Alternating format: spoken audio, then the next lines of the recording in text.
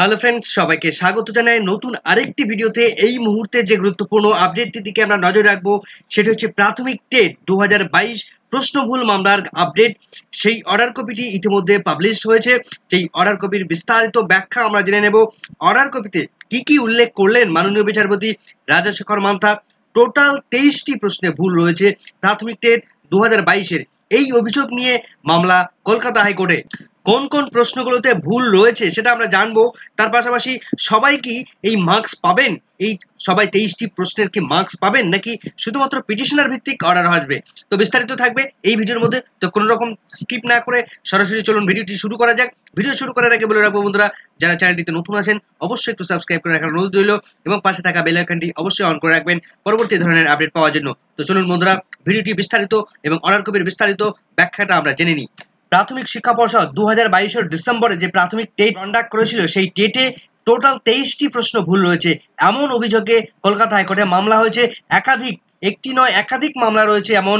তো এমনই একটি মামলা, একটি নয় অনেকগুলি মামলা গত 2রা এপ্রিল 2024 তারিখে মামলাটি শুনানির জন্য উঠেছিল মাননীয় বিচারপতি রাজাশেখর মান্থার সিঙ্গেল বেঞ্চে। তো তার বিস্তারিত আমরা দেখতে পাচ্ছি তিনি অর্ডার কপির মধ্যে। দুদিন পরে এই অর্ডার কপিটি পাবলিশ হয়েছে, যেটা আমরা দেখতে পাচ্ছি ডেট এখানে দেখতে পাচ্ছি 2/4/2024 তারিখে কোর্ট নাম্বার 13-তে মাননীয় বিচারপতি রাজাশেখর মান্থার বেঞ্চে এই মামলাটি শুনানি চলে, যার আইটেম নাম্বার ছিল 7 থেকে শুরু করে 43 নাম্বার। অনেকগুলো মামলা কিন্তু একসঙ্গে যুক্ত রয়েছে। তার পাশাপাশি 47, 51, 53 আর অনেকগুলো সিরিয়াল নাম্বার রয়েছে এখানে।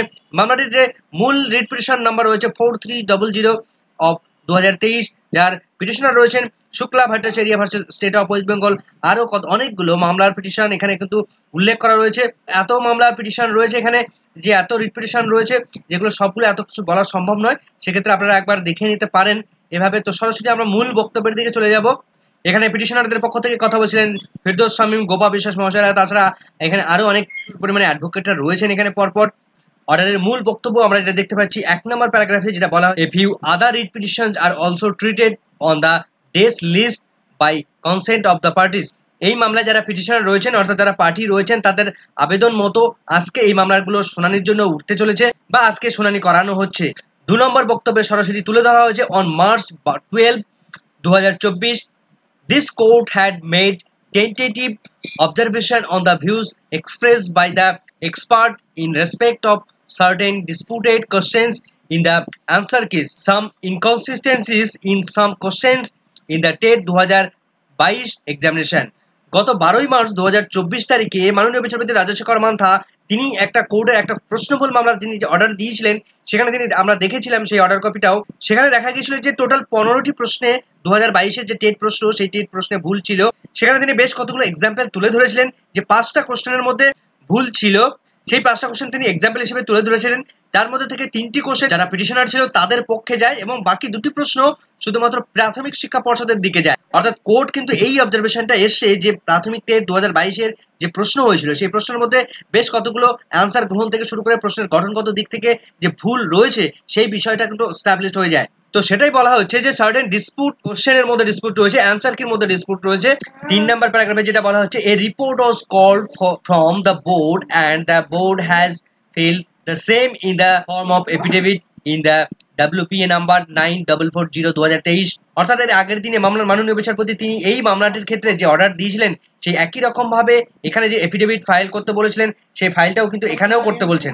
It is treated as a common report in respect of all matters and said matters being WPA number এই মামলাটির ক্ষেত্রে বলা হচ্ছে may be taken up at the top on the adjourned date। অর্থাৎ এর আগের দিন যে অর্ডারটি দিয়েছিলেন, যে মামলাটি Sudipta Mondal versus state of West Bengal, সেই মামলার ক্ষেত্রে একই রকম রিপোর্ট এই মামলার ক্ষেত্রেও তৈরি হবে এবং সেই রিপোর্টগুলো একেবারে টপ লেভেলে সবার উপরে থাকার কথা থাকবে। সেদিন প্রাথমিক শিক্ষা পর্ষদের তরফ থেকে রিপোর্ট চাওয়া হয়েছিল। The report has been circulated. সেই রিপোর্টগুলো সার্কুলেট করা হয়েছে। The parties who have not yet been served may obtain the affidavit from the board or the others parties. অর্থাৎ যে সমস্ত পার্টিকে এখনো পর্যন্ত সেই রিপোর্টটা সার্ভ করা হয়নি সেগুলোকে সমস্ত পার্টির মধ্যে সার্ভ করে দেওয়ার নির্দেশ দিচ্ছেন। 4 নম্বর প্যারাগ্রাফে যেটা বলা হচ্ছে, it now appears that there are disputed answers key to obtain 23 questions in TET। এখানে 2014 রয়েছে, এটা কিন্তু ভুল রয়েছে। টেট 2014 হবে না, টেট 2022 হবে। এখানে 2022 হওয়ার কথা, মাননীয় বিচারপতি হয়তো টাইপ করতে বা শোনার সময় হয়তো এটা মিস্টেক হয়েছে কোনো রকম ভাবে। তো 2022-এর যে প্রাথমিক টেট নিয়েছিল প্রাথমিক শিক্ষা পর্ষদ, সেখানে টোটাল 23টি কোশ্চেনের মধ্যে ভুল রয়েছে, এমনই দাবি পিটিশনারদের। Counsel for the respective parties shall sit together, অর্থাৎ যে সমস্ত পার্টিরা এই মুহূর্তে ইনভলভ রয়েছেন প্রত্যেককে সবাইকে একসঙ্গে এখানে একটা আসবেন তারা, এবং and prepare a table of all disputed answer key of each of such questions in booklet number 04D। সমস্ত পার্টিরা তারা একসঙ্গে বসে এটা ডিসাইড করবে যে কোন কোন প্রশ্নগুলোতে ভুল রয়েছে। যে বুকলেট নাম্বার 04D অর্থাৎ ডি সিরিজের যে প্রশ্ন ছিল, সেই প্রশ্নের সেট ছিল, সেই সেটের মধ্যে অ্যান্সার কি কোনগুলো ভুল রয়েছে এবং কোন প্রশ্নগুলোতে ভুল রয়েছে সেগুলো নিজেদের মধ্যে ঠিক করে জানাতে হবে। The justification for deeming them as erroneous may be also specified, অর্থাৎ যে সমস্ত প্রশ্নে ভুল বলে মনে হচ্ছে সেগুলো যথার্থ ভুল আছে কিনা বা প্রকৃতিই ভুল আছে কিনা সেগুলো কিন্তু আপনাকে জাস্টিফাই করতে হবে। অর্থাৎ যে প্রশ্নে ভুল আছে বলে আপনি দাবি করছেন সেটার সাপেক্ষে আপনাকে যথার্থ প্রুফ দিতে হবে বা প্রমাণ দিতে হবে। সব থেকে এখানে যে গুরুত্বপূর্ণ বিষয়টা উল্লেখ করা হয়েছে যে পিটিশনাররা যে দাবি করছে টোটাল 23টি প্রশ্নের মধ্যে ভুল রয়েছে, অ্যাকচুয়ালি সেটা কি 23টি প্রশ্নের মধ্যে ভুল আছে, তার কি যথার্থতা রয়েছে, সেই বিষয়টা কিন্তু পিটিশনারদের অবশ্যই প্রুভ করতে হবে। এবং তার জন্য মাননীয় বিচারপতি এক খুব গুরুত্বপূর্ণ লাইন তিনি উল্লেখ করে দিয়েছেন অর্ডার কপির মধ্যে, সেটা আমরা দেখব। যেটা বলছেন, supporting documents and books and or extract thereof with page numbers edition authors and publishers shall be indicated, অর্থাৎ আপনি যে প্রশ্নগুলোর ভুল রয়েছে বলে দাবি করছেন সেই প্রশ্নের সাপোর্টিং ডকুমেন্টস আপনাকে দিতে হবে। কিভাবে ডকুমেন্টস আপনি দেবেন, তার যে ডকুমেন্টস হবে সেটা কোনো বইয়ের থেকে হতে পারে, তার পেজ নাম্বার উল্লেখ করতে হবে যে আপনি কোন বই থেকে নিয়েছেন, কোন এডিশন থেকে নিয়েছেন, ফার্স্ট এডিশন, সেকেন্ড এডিশন নাকি থার্ড এডিশন, বা যে এডিশন থেকে কোন সংস্করণ থেকে নিয়েছেন, তার অথরকে, কে লিখেছেন বইটা, তার পাবলিশার অর্থাৎ কে প্রকাশক কে, সমস্ত কিছু বিস্তারিত আপনাকে প্রুফ দিতে হবে, তবেই কিন্তু আপনি নাম্বার পাবেন। আমরা বিভিন্ন ক্ষেত্রে বিভিন্ন সময় দেখেছিলাম যে বিভিন্ন পিটিশনাররা তারা দাবি করছিলেন যে এই প্রশ্নে ভুল আছে, ওই প্রশ্নে ভুল আছে, কিন্তু এক্সাক্ট সেই প্রশ্নগুলোর অ্যান্সার কি বা অ্যান্সারটা তার যে সাপোর্টিং ডকুমেন্ট, সেই ডকুমেন্টসগুলো তারা কিন্তু যথার্থভাবে খুঁজে পাচ্ছিলেন না। সেক্ষেত্রে আমরা দেখেছি তার সাপোর্টিং ডকুমেন্ট হিসেবে কোনো নিউজ পেপার কাটিং বা কোনো নোট বইয়ের কাটিং, এই সমস্ত তারা সাপোর্টিং ডকুমেন্ট হিসেবে সাবমিট করছিলেন। কিন্তু এই সমস্ত পেপার কাটিং বা নিউজ পেপার কাটিং বা কোনো নোট বইয়ের কাটিং এগুলো কিন্তু সাপোর্টিং ডকুমেন্টস হিসেবে প্রুভ করা যাবে না যে এই প্রশ্নের মধ্যে ভুল রয়েছে।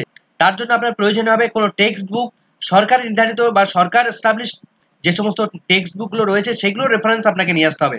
5 নম্বর প্যারাতে যেটা বলা হচ্ছে, let the aforesaid be completed and a single table be sent to learned advocate for the board mister Saikat Banerjee within a period of 1 week from the date, অর্থাৎ এই মামলার সঙ্গে যে সমস্ত পিটিশনার বা যে সমস্ত পার্টিরা যুক্ত রয়েছে তারা প্রত্যেককেই এই ডিসিশনগুলো নেবেন, অর্থাৎ কোন প্রশ্নে ভুল হয়েছে এবং তার সাপোর্টিং ডকুমেন্টসগুলো কি সেটা তারা একটা সিদ্ধান্তে আসবেন। সেটাকে একটা সিঙ্গেল টেবিল বলা হচ্ছে। সেই টেবিল থেকে যে সিদ্ধান্তটা আসবে সেই সিদ্ধান্ত বা তার রিপোর্টটা বোর্ডের পক্ষ থেকে যিনি কথা বলছিলেন সৈকত ব্যানার্জি, তাকে সাবমিট করতে হবে কত সময়ের মধ্যে, 1 উইক, 1 সপ্তাহের মধ্যে তাকে এই রিপোর্টটা দিতে হবে। The board shall refer to table as received by the petitioners to their experts in first instance, পিটিশনাররা যে রিপোর্ট প্রাথমিক শিক্ষা পর্ষদকে দেবে সেই রিপোর্ট প্রাথমিক শিক্ষা পর্ষদ গ্রহণ করার পর সেটাকে তারা একটা এক্সপার্ট কমিটিতে নিয়ে যাবে এবং সেখান থেকে একটা অপিনিয়ন নিয়ে আসবে কোন প্রশ্নের কোনটি সঠিক উত্তর বা পিটিশনাররা যেটা দাবি করছে সেটা যথার্থ কিনা বা সেটার ভ্যালিডিটি রয়েছে কিনা, বা কোনো প্রশ্নের অ্যান্সার কি কোনো রকম পরিবর্তন হওয়ার সম্ভাবনা রয়েছে কিনা বা প্রশ্নের মধ্যে ভুল রয়েছে কিনা, সেই সমস্ত বিষয়গুলোতে প্রাথমিক শিক্ষা পর্ষদ খুব দ্রুত সিদ্ধান্ত নেবে। The views of the experts shall be obtained, যে সমস্ত এক্সপার্টকে এখানে ইনভলভ করা হবে তাদের মতামত গ্রহণ করা হবে। The board may file a report by a way of affidavit, board তারা একটা এফিডেভিট আকারে রিপোর্ট পেশ করবে। Dealing with the table supplied by the petitioners, অর্থাৎ পিটিশনারের যে বিষয়গুলো যে প্রশ্নগুলো তারা সাপ্লাই করেছে সেই প্রশ্নগুলো সম্পর্কে তারা বিস্তারিত ডিল করবে, অর্থাৎ বিস্তারিত আলাপ আলোচনা করবে, বিভিন্ন টেবিল গঠন করবে, এক্সপার্টদের মতামত গ্রহণ করবে, তারপর তারা একটা সিদ্ধান্তে আসবে। এবং সেই সঙ্গে বোর্ড কি করবে, প্রাথমিক শিক্ষা পর্ষদ কি করবে, the board and experts on their side, অর্থাৎ প্রাথমিক শিক্ষা পর্ষদ এবং যারা এক্সপার্ট থাকবে তাদের পক্ষ থেকে তাদের সাইড থেকে কি বলা হচ্ছে, shall offers their comments along with the necessary justification with appropriate supporting documents, books reference, page number, edition, authors and publishers, অর্থাৎ এখানে শুধুমাত্র পিটিশনাররা যে দাবি করলেই তাদের পেজ নাম্বার দিলে বা সাপোর্টিং ডকুমেন্টস কোনো পেজ বুক নাম্বার বিস্তারিত দিলেই হবে না, তারপর যে সমস্ত এক্সপার্ট কমিটি প্রাথমিক শিক্ষা পর্ষদ গঠন করবে, সেই এক্সপার্টদের মতামত যখন গ্রহণ করা হবে তখন এক্সপার্টরাও তাদের মতামত দেবে এবং সেখানে তারা যে সাপোর্টিং ডকুমেন্টস দেবে তার রেফারেন্স, তাদের কমেন্ট, তারা কি বলতে চান সেই কমেন্টগুলো সেখানে উল্লেখ করা থাকবে, তারা লিখে দেবেন। বুকের কোন বুকের রেফারেন্সটা আনছেন, সেই বুকের পেজ নাম্বার কত, তার এডিশন কত, অথর কে ছিলেন, লেখক কে ছিলেন এবং তার পাবলিশার কে বা সে কোন প্রকাশনী থেকে সেটা পাবলিশড হয়েছে, বিস্তারিত জানাতে হবে সেই এক্সপার্ট কমিটিকে বা প্রাথমিক শিক্ষা পর্ষদকে। এরপর যেটা বলা হচ্ছে, the experts and the board shall also indicate why in their view other officers are wrong. অর্থাৎ নতুন করে এক্সপার্ট কমিটি গঠন করলে বেশ কিছু ক্ষেত্রে কোশ্চেনের ক্ষেত্রে বা তার অ্যান্সার ক্ষেত্রে বা কোশ্চেনের গঠনগত দিক থেকে কিন্তু বিভিন্ন এক্সপার্টের মধ্যে মতপার্থক্য লক্ষ্য করা যাবে। এখন কোন প্রাথমিক শিক্ষা পর্ষদ তারা কোনটাকে গ্রহণ করবে, কোন আনসারটাকে গ্রহণ করবে সপক্ষে তারা যেমন যুক্তি দেবে এবং কোন ডকুমেন্টসটাকে বা কোন অ্যান্সারটাকে বা কোন এক্সপার্টের মতামতটাকে তারা গ্রহণ করছে না এবং কেন গ্রহণ করছে না সেই বিষয়টাও প্রাথমিক শিক্ষা পর্ষদকে জানাতে হবে। Let such affidavit be filed within a period of 2 weeks thereafter. অর্থাৎ পিটিশনাররা তারা এক সপ্তাহের মধ্যে সমস্ত রিপোর্ট তারা সাবমিট করবে প্রাথমিক শিক্ষা পর্ষদকে এবং প্রাথমিক শিক্ষা পর্ষদ তারা আগামী 2 সপ্তাহের মধ্যে সমস্ত রিপোর্টটা তৈরি করবে, এক্সপার্ট কমিটি গঠন করবে, সেখান থেকে মতামত নেবে, সমস্ত বিষয়টা তারা একটা রিপোর্ট আকারে কলকাতা হাইকোর্টে সাবমিট করবে। This court is conscious of the fact that there cannot be any straight-jacket perfect questions and answer marking system. অর্থাৎ কোর্ট একটা বিষয়ে তারা খুবই সচেতন, এই যে কোশ্চেনগুলো গ্রহণ করা হয়েছে বা অ্যান্সার যে মূল্যায়ন করা হয়েছে সেক্ষেত্রে সবগুলো যে পারফেক্ট সে কথা কিন্তু বলা যায় না। The wisdom of the board and the experts in preparing the questions and the answer key shall be understood and accept at the first instance to be based on responsible criteria. অর্থাৎ কোনো প্রশ্ন বোঝার ক্ষেত্রে, কোনো প্রশ্ন গ্রহণ করার ক্ষেত্রে বা বোঝার ক্ষেত্রে বা তার অ্যান্সার কি গ্রহণ করার ক্ষেত্রে এক্সপার্ট এবং বোর্ডকে অবশ্যই দায়িত্বশীল ভূমিকা গ্রহণ করতে হবে, কেননা সেই সমস্ত প্রশ্ন এবং তার অ্যান্সার গ্রহণ করার সময় তাকে সবসময় নিরপেক্ষ থাকতে হবে। সেই বিষয়টা যেন প্রাথমিক শিক্ষা পর্ষদ তারা অবশ্যই গুরুত্ব দেয়, সেই বিষয়টাও কোর্ট বিবেচনা করে দেখবে। It is only a process of review of the set answer kiss that is court is interested in entering into. অর্থাৎ এটা এমনই একটা রিভিউ করার প্রসেস বা একটা পুনর্মূল্যায়ন করার প্রসেস যেখানে কোর্ট সেখানে হস্তক্ষেপ করতে পারে বা প্রবেশ করতে পারে। The jurisdiction of writ court in this regard as settled law indicates is rather limited. এই প্রশ্নভুল সংক্রান্ত বিষয় আইনিভাবে সমস্ত কিছু সেটেল করা সম্ভব। 9 নম্বর প্যারাগ্রাফে বলা হচ্ছে, it is made clear that, এই একটা বিষয় যে পরিষ্কার, এখানে পরিষ্কার করে বলা হয়, beyond the questions in the table to be prepared and sent to the board, no further challenge shall be entertained by this court in respect of any other questions and answer keys in respect of TET 2022 examination. অর্থাৎ 2022 এর যে TET প্রশ্নে ভুল রয়েছে সেই ভুল প্রশ্নগুলো নিয়ে পিটিশনারদের পক্ষ থেকে যে টেবিল গঠন করা হচ্ছে সেই টেবিলে যে সিদ্ধান্তটা গ্রহণ করা হবে, অর্থাৎ কোন প্রশ্নে ভুল রয়েছে, কোন প্রশ্নের অ্যান্সার ভুল নেওয়া হয়েছে, কোন প্রশ্নের গঠনগত ভুল রয়েছে, সেগুলো তারা সিদ্ধান্ত নেওয়ার পর তারা যে রিপোর্ট পেশ করবে সেই রিপোর্টে কিন্তু ফাইনালি রিপোর্ট হবে।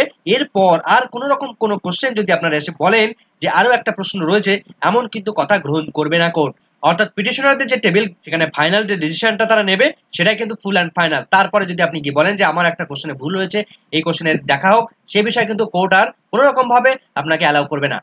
There has to be a logical end to any dispute in respect of an examination process. এখানে একটা লজিক্যাল যৌক্তিকভাবে একটা শেষ হওয়া দরকার কোনো কিছু। মাননীয় বিচারপতিরা লজিক্যালি এই বিষয়টা শেষ করতে চেয়েছেন কিসের উপর, অ্যান্ড কোনো একটা পরীক্ষার অবস্থা, কোনো একটি এক্সামিনেশন প্রসেসের যদি কোনো রকম ডিসপুট থাকে তাহলে সেটাকে লজিক্যালি হ্যান্ডেল করতে হবে এবং সেটাকে লজিক্যালি এন্ড করতে হবে। List this matter 3 weeks hence, অর্থাৎ এর পরবর্তীতে 3 সপ্তাহ পরে গিয়ে এই মামলাটি পুনরায় আবার উঠতে চলেছে কলকাতা হাইকোর্টে। মামলাটি ইতিমধ্যে লিস্টেড হয়েছে এবং তার শুনানির ডেট আমরা জানতে পেরেছি। তো সরাসরি আমরা কলকাতা হাইকোর্টের ওয়েবসাইটে চলে যাব। তো আমরা যেটা দেখতে পাচ্ছি, মামলাটির ফাইল নাম্বার এখানে উল্লেখ করা রয়েছে, রেজিস্ট্রেশন নাম্বার উল্লেখ করা রয়েছে, ফার্স্ট হিয়ারিং ডেট উল্লেখ করা রয়েছে, এখানে নেক্সট হিয়ারিং এর ডেট দেখুন উল্লেখ করা হয়েছে পরবর্তী শুনানির ডেট হিসেবে 23 এপ্রিল 2024 তারিখ। অর্থাৎ এ মাসের 23 তারিখে গিয়ে মামলাটি পুনরায় শুনানির জন্য উঠতে চলেছে মাননীয় বিচারপতি রাজশেখর মান্তার বেঞ্চে, সিঙ্গেল বেঞ্চে। এখন প্রশ্ন হচ্ছে যে এই মামলার অর্ডারটি পিটিশনার ভিত্তিক হবে নাকি ওভারঅল হবে। তবে এখনো সেই কথাটার উত্তর অ্যান্সার সঠিকভাবে এখনই দেওয়া সম্ভব নয়, এখনো বলার সময় আসেনি। তবে সামগ্রিকভাবে যেটুকু বলা যায় যে এই মামলার ফাইনাল জাজমেন্ট কিন্তু পিটিশনার ভিত্তিক হওয়ার সম্ভাবনা রয়েছে। এখন প্রশ্ন হচ্ছে পিটিশনাররা যে 23টি প্রশ্নে ভুল উল্লেখ করছে বা তারা দাবি জানাচ্ছে, তাহলে কি 23টি প্রশ্নে তারা অ্যান্সার পেয়ে যাবে, তারা 23টি প্রশ্নের জন্য মার্কস পেয়ে যাবে? একদমই সেরকম ব্যাপার নয়। পিটিশনাররা তারা দাবি করতেই পারে যে আমার 150টা কোশ্চেনের মধ্যে 150টা কোশ্চেন ভুল আছে, তাই বলে কি 150টা কোশ্চেনে ভুল আছে? একদমই নয়। পিটিশনাররা যেমন দাবি করছে যে 23টা প্রশ্নের ভুল রয়েছে, তাকে কিন্তু এস্টাবলিশ করতে হবে যে 23টি প্রশ্নে কোথায় ভুল রয়েছে, এবং তার শুধু বললেই হবে না, তার সাপোর্টিং ডকুমেন্টস গুলো দিতে হবে, এবং সেগুলো যেন তেন প্রকারের ডকুমেন্টস দিলে হবে না, সেগুলো অবশ্যই কোনো টেক্সট বুক ধরনের সরকার নির্ধারিত কোনো মডেল বই, সেগুলো থেকে কিন্তু অবশ্যই রেফারেন্স হিসেবে গ্রহণ করতে হবে। কোনো ধরনের নিউজ পেপার কাটিং বা কোনো রকমের নোট বই কিন্তু কোনো রকম ভাবে গ্রহণ করা হবে না। এখন প্রশ্ন যে কটি প্রশ্নের মার্কস বাড়ার সম্ভাবনা রয়েছে। এর আগের দিনের মাননীয় বিচারপতি রাজশেখর মান্তা তিনি তার অর্ডারের মধ্যে বেশ কতগুলো প্রশ্ন তুলে ধরেছিলেন। সেখানে আমরা দেখেছিলাম 2 থেকে 3টি প্রশ্ন পিটিশনারদের পক্ষে যাচ্ছে। তিনি দেখিয়ে দিয়েছিলেন যে এই প্রশ্নগুলোতে ডিসপুট রেখেছে প্রাথমিক শিক্ষা পর্ষদ। সামগ্রিক দিক বিচার করে বলা যায় এই মামলার ক্ষেত্রে এই যে টোটাল প্রশ্নটা রয়েছে, সেক্ষেত্রে 3টি থেকে 4টি প্রশ্ন বড়জোর তারা নাম্বার পাওয়ার সম্ভাবনা রয়েছে। তার বেশি প্রশ্নগুলো কিন্তু নাম্বার পাওয়ার তেমন একটা সম্ভাবনা নেই। তবে দেখা যাক কোর্ট কি করে, এক্সপার্ট কমিটি তারা কি রিপোর্ট দেয়, সেদিকে আমাদের নজর থাকবে। পরবর্তী আপডেট পেলে অবশ্যই আপনাদের সঙ্গে শেয়ার করব। এই মুহূর্তের ভিডিওটি ভালো লাগলে অবশ্যই একটু লাইক এবং কমেন্ট করে যাবেন। চ্যানেলটিতে নতুন হলে অবশ্যই একটু সাবস্ক্রাইব করে রাখার অনুরোধ রইল, এবং পাশে থাকা বেল আইকনটি অবশ্যই অন করে রাখবেন পরবর্তী এই ধরনের নিত্য নতুন আপডেট পাওয়ার জন্য। সকলকে ধন্যবাদ।